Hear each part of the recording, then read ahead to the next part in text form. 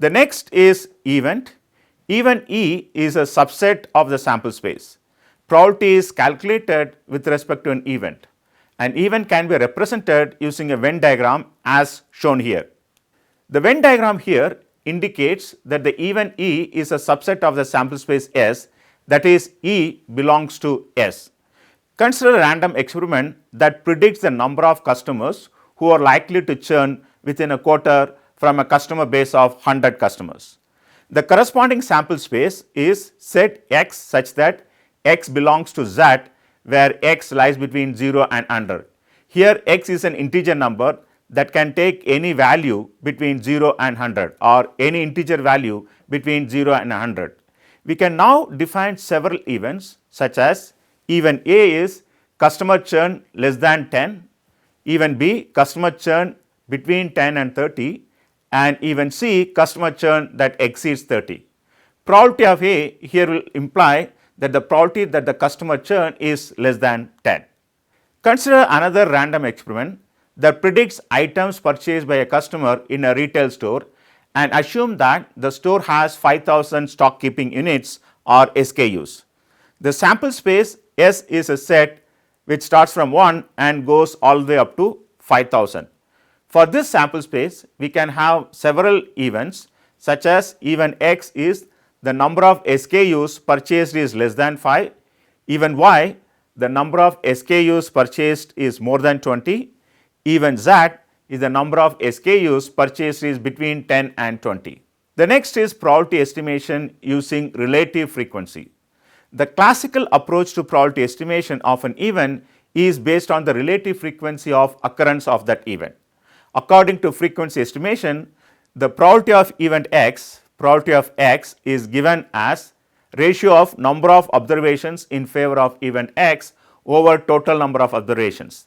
That is, it is ratio of small n of X over capital N. Here small n of X is the number of times the event X is observed and capital N is the total number of observations. For example, say a company has 1000 employees, which is capital N, and every year 200, which is small n of X, employees leave the job. Then the probability of attrition of an employee per annum is 200 over 1000, which is 0.2. Now we are going to discuss various algebra of events.